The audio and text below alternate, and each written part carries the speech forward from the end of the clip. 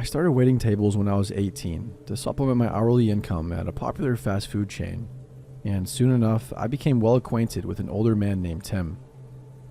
He was probably in his mid-60s and he was very obese. He'd regularly come into the little diner that I worked at, and he was a regular prior to my employment there. The other younger females who worked in the restaurant didn't like to wait on him because he was kind of weird and had a very creepy, overly excited, animated type of vibe.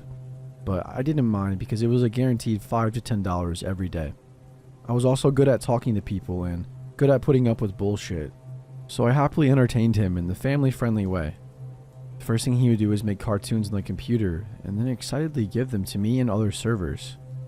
The other servers were uncomfortable with it, even though at this point it was very innocent. It was generic clip art that maybe had everyone's names written by each character. But still, some servers were uncomfortable enough that management had asked him to stop bringing them in. He once asked me if I liked them, almost in an unexplainable childlike way, seeking approval. So I told him that they were cute and fun because they were harmless enough and I could tell that making them and gifting them made him happy. I figured it was his pastime during the later part of his life, since he was unmarried and had no kids, and his daily hobby was visiting different women at different restaurants, some of them older and some of them younger like I was. He would regularly talk about the lives of the other waitresses that he would visit, and though I hadn't met any of them, I kind of felt like I knew them genuinely. I just figured this guy was lonely and there's nothing wrong with that. He would call me Sunshine and try to offer advice where it wasn't warranted or solicited. I wasn't afraid to respectfully yet aggressively put him in his place. I remember one specific occasion that he tried to criticize my relationship with my boyfriend, and it was like what you'd think a super conservative grandparent might say, expressed to me as if he was my father and providing me life-changing insight to put me on the right path. Though I felt I wasn't on a wrong path at all. I was a full-time student, full-time employee, and I fully supported myself and had a good outlook and attitude on life. Anyway, I put him in his place so hard and so fast that he turned sheepish and childlike. Kind of like he transitioned from trying to be a father to acting like a child who needed mom's or my approval. The next time he visited, he had a hand-carved woodworking thing that he had made with my boyfriend's initials on them as an apology. He would buy me packs of gum and mints, and tape printed photos of himself with a scolding look and the caption saying, "No smoking, Sunshine," to try to deter me from cigarettes. I've since quit, by the way, without his help. Everyone else thought it was really creepy, but whatever, right? Through the first year of me being his waitress, his gifts and actions got progressively more expressive. He started writing poems and short stories that had bad grammar and were so elementary they were almost painful. But he told me he just started to try it out, so I encouraged him, thinking that he's just lonely and needs a pastime. I had no problem with him writing little Hallmark card-style poems and giving them to me. But the slightly off-putting aspect to this was that all of the poems and stories had a general theme of love and family. Also, I think it was around this time that he started looking at my Facebook page often. We weren't even friends on there, and I told him I was never going to accept his friend request, so to not ever send one. He would occasionally Photoshop pictures of me for my Facebook page and put my face on a cartoon body or something like that. He also kind of started to obsess over the fact that I was a twin, and he became very interested in me and all of my sisters. He would write stories about me and my sisters, or make comic book style artwork about my twins being superheroes. He even found a photo of my twin on Facebook somewhere, and started using her face photoshopped on things too. When I did some traveling, I took some artsy style pictures with a view in the background, and he once edited and photoshopped other tourists out of the background, and then he lightened the sky and printed laminated pictures with fancy borders for me to have.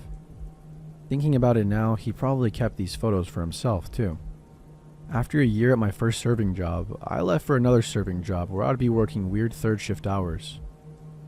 I kind of thought that would be the end of Tim, but boy was I wrong. He went out of his way to come at weird hours and to the new place at least twice a week, and never once did I tell him my schedule. He would just drive by and see my car. The stories he would write became progressively sexual and longer. I guess he finally felt comfortable to share these things with me and would always preface me for anything that was more erotic.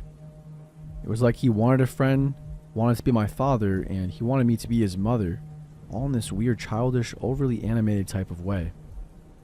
A few times he made me the subject of his stories, though he never went super explicit with those. But one that sticks out was me being a super sexy badass cowgirl sheriff, and all the men at the saloon wanted me. He would include strange details like how someone had an STD, and if I remember correctly, he made my sister the character that got an STD, and I had a huge issue with that. At this point, I've known this man and been well acquainted with him for nearly 3 years. I genuinely felt sorry for the guy, and I felt like I was able to offer him a friend when he really needed one.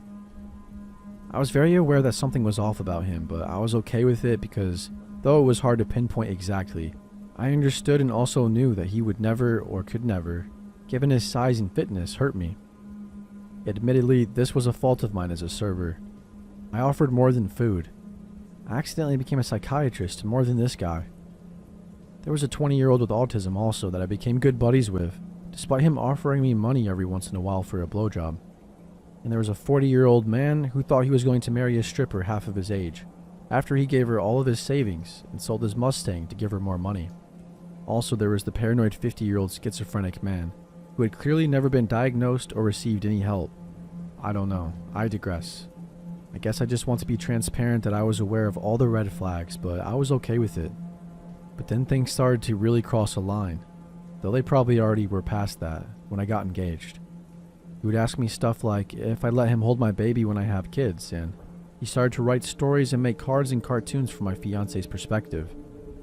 He would say, "I bet this is how Luke feels about you." He would also do it from a mother's perspective, saying stuff like, "It must be a mother's dream." I mean, at this point, he was seriously making so much stuff, be it cartoons, pictures, or stories, that he'd bring it all to me in a manila folder, and it would be along the lines of fatherly, motherly, childish, silly, sexual, romance, etc. I decided to keep the folders in my filing cabinet just in case there was ever some type of case against him that needed evidence. My fiancé and I had an open dialogue about him, and at this point, we decided that it was best to cut him off. I was looking for a new job to get off the wacky hours I was working, and the timing just seemed right. After cutting him off, Tim still had a weird contact with me through my older sister. She was a server at another restaurant that he frequented, though she avoided him and asked to never serve him given his interactions with me. However, she was also engaged and her wedding date was approaching. He also wrote her letters and made her cards with words that were way too heartfelt coming from a stranger regarding her marriage. Anyway, Tim decided to ask a few of the other servers if they were planning on going to the wedding. 2 of them were, and upon hearing this news, Tim described me in detail and asked the other servers to try to take some pictures of me for him. When I heard about this, it was about 6 months after I had cut him off. I had a big fat eye roll over it, and I thought whatever about it because the servers weren't going to do it and he was still respecting our request to not contact me any longer.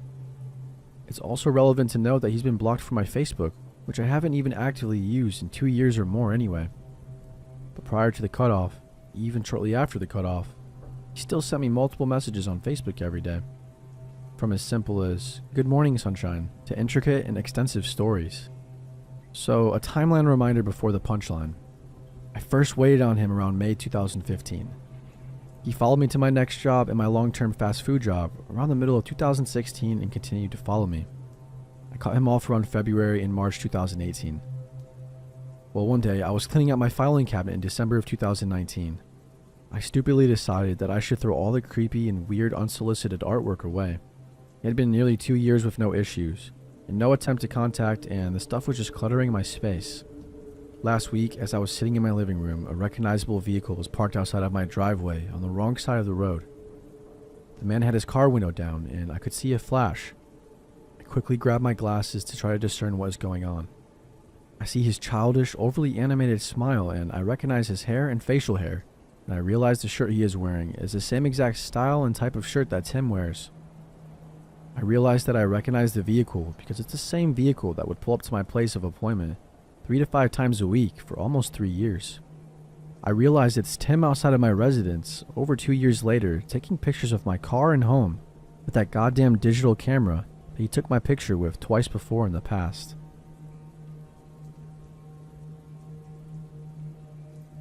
So this happened when I was about 17 years old.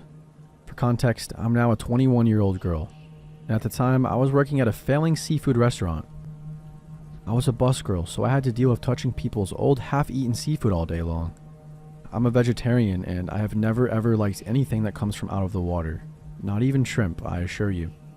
Working at a restaurant can be a super interesting job. The amount of people you meet through work is immense, and your coworkers can become like family. You're all suffering together, so to speak, and you can become pretty close pretty quick.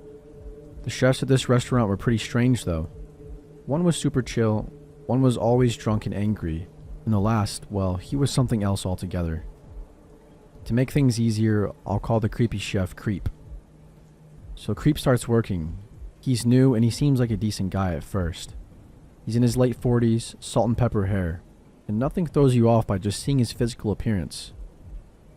I deeply love everything 60s and 70s, so Creep and I would sometimes talk about music, especially rock and roll. He seemed like a cool guy, someone who claimed he saw so many of the bands that I drool over daily. It seemed nice to work with someone who generally shared the same interests. Some weeks went by and he wasn't showing any signs of anything strange. I felt totally okay within my workplace. I wouldn't blink an eye, and I actually enjoyed the job. Me and a fellow bus girl became pretty close friends, and we bonded over the fact that we both had pretty fucked up family lives, so we instantly became work buddies. The restaurant was slow one day. Me and the other bus girl were having a conversation, laughing, smiling, and joking in the kitchen. But this changed in less than 5 seconds when the creepy new guy came right behind me and said, "Well, this wouldn't be so funny if I had chloroform." I turn around and look at him, thinking, what a weirdo who jokes about things like that. His eyes were blank. He was staring at me, but it felt as though his eyes were burning an imprint on my face. The staring lasted a couple of seconds, but eventually I just turned and walked away. I really didn't know how to react. Throughout the next week, he would stare at me through the kitchen window while I was working. I tried to avoid going to the kitchen as much as possible, but that was nearly impossible when it was my job to transport dishes from the tables back to the kitchen. Twice more while in the kitchen, the situation repeated itself. I was talking to a fellow coworker, and Creep would drop whatever he was doing and interrupt the conversation with, "Well, it wouldn't be so fun if I had chloroform on me." At this point, he had mentioned chloroform to me 3 times. I was completely freaked out. Luckily, I stopped working there a few weeks later because I was leaving to travel Europe for the summer. When I returned, the restaurant was shut down, so I didn't see him ever again after this. I wish I would have told my manager at least. I don't know what I was thinking. I clearly wasn't. No one should have to feel threatened in their own workplace.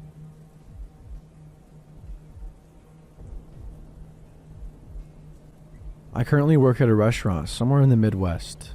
Now, obviously I can't say what restaurant, but it's on a pretty busy road with lots of cars and lots of people walking on the road to get to the bus stop or whatever their destination may be. It's got its own parking lot where I will usually park closer to the doors, but the story I'm about to tell is the one time I didn't. And that night, I sincerely regret my actions. To give some backstory, a couple years ago, I just so happened to work at the sports bar and grill directly across from the parking lot from my current job. I worked there for only 4 months and I had plenty of interesting stories about that place, but that's for another time. Anyways, while I worked at my previous job, I didn't have a car, so I either walked to and from work or I got a ride.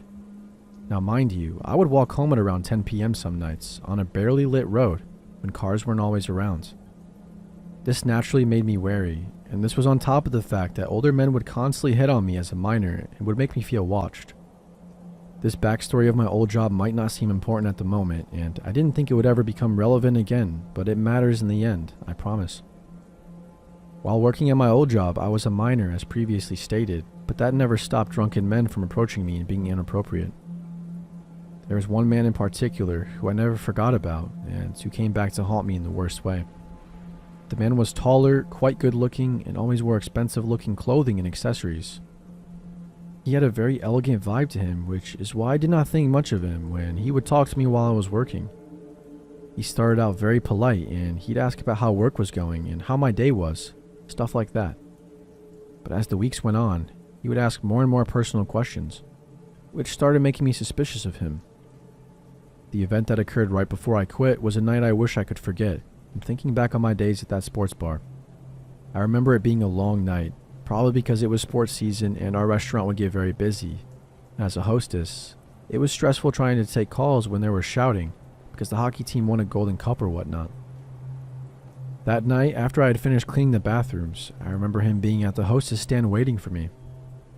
I approached him and tried to make polite conversation, but I could tell immediately that he was acting strange.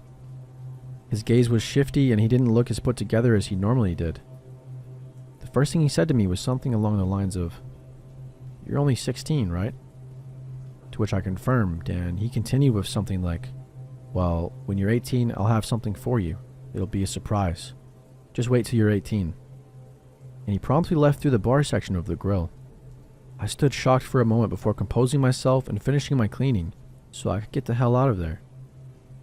After I finished counting my drawer down, I went out back and unlocked the bike that I had gotten a month or so after I started working there, and I began to ride home.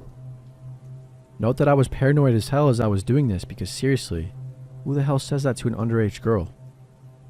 I watched my back all night as I rode home and I felt watched the entire time. It was kind of my fault that he knew my age. I had told him long ago, as I mentioned something about my birthday plans, but his comment on my age made me feel sick to my stomach regardless. Now let's jump to more recently when I started my new job just across the parking lot. It's been years since I worked there and I had just about let go of the memories of working at the godforsaken sports bar, but something happened recently that made the memories feel like yesterday. The stimulus checks and nice weather have brought a surge of customers to my current restaurant. I've worked here for almost a year now and we have been busier in the past month than we've been since I first started. This means that occasionally I don't get to park right by the doors and I must park a bit further away. On this particular day, that still makes me feel nervous thinking about, I had to park basically at the farthest corner of our lot due to a large amount of staff and customers taking the closer spots. That day I thought nothing of it as I went in for my closing shift and I worked a long and stressful shift until about 10 p.m. I work at the front of the restaurant and our closing duties can be pretty grueling. That night was especially bad because I was the only one up front besides the manager, who has to go back and forth between the kitchen and front to help. I finished all my cleaning, albeit a bit later than usual, and I felt bad for taking so long, but they weren't too upset because a coworker of mine was waiting on a ride, so they had to wait anyway. So with that, I say my goodbyes to the two of them and I head out the back doors to my car. I immediately was irritated that I had to walk so far to get to my car and I started digging out for my keys. I didn't realize that there was a third car in our parking lot until it was almost too late. I finally grabbed my keys after a moment of struggling to find them, and I realized that the third car is finally in fact not my manager, and it was parked right next to mine. Although it did look similar, which is why I didn't think much of it at first, being exhausted from work. Upon getting closer, I realized there was a person inside, so I remember thinking, is my coworker's ride here? But no one came out to go home, so I assumed not. I looked back closer to the restaurant and realized that in front of the building, where I couldn't see before as I left out the back, my manager's car was sitting empty right up front. All of these thoughts were piecing together as I slowly trailed to my car, and after connecting the dots, I tried to see who was in the car waiting for me. I remember squinting at them. I didn't have my glasses on, and that's probably what made them realize I had noticed them. And with that, they turned their car on. Immediately, I looked away because the car lights were too bright, and when I tried to look back again, the inside light turned on. I stopped dead in my tracks as if I was paralyzed. Just writing this is starting to make my eyes tear up for some reason, but the expression that this man was wearing invoked so much fear, I think my heart quite literally skipped a beat. The man's features were a bit blurry with the distance and darkness, but I could tell he knew me from somewhere with that little overhead light illuminating his face. The lack of facial expression is what really made me scared shitless because I figured he would smile, frown, wave, or literally anything. But instead, he sat there, arms at his sides as he waited for me to come closer. Now as a young woman, I should know better than to ignore my instincts telling me to get the hell out of a situation. But for a split second, I almost felt compelled to continue walking towards my car. I can't quite explain why, but I specifically recall taking one step forward before pausing, asking myself, what the hell am I doing? And then hightailing it back to the back door. I felt like I was prey about to be eaten, the way that I sensed his overwhelming presence behind me. The whole time I debated going back and then running to safety, he just sat right in his seat and didn't move an inch. Or so I assume, as I didn't look back until I reached the door. I glanced back at his car for a split second before dashing inside, and all I remember seeing was his cabin light had turned off, and I could only see a dark figure. The menacing light no longer illuminated his face. I didn't need to see his face to know he was still staring. I could feel his beady eyes staring right at me. After scaring the hell out of my coworkers by yanking open the door as I did, I explained what happened. They both immediately got serious and told me to wait with them while they waited for my other workers' ride. We sat for a few more minutes and they talked about how freaky the situation was and how they'd call the cops if he was still there when we went outside together, and I just sat in silence.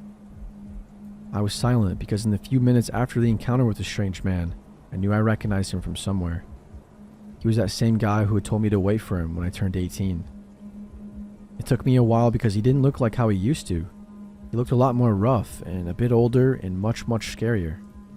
I don't know if he saw me that day as I brought out the trash, or maybe when I walked into work, but he knew I was there somehow, and that scared the shit out of me. When their ride finally arrived, we all walked out together and my eyes instantly shot to the area where I knew his car was parked.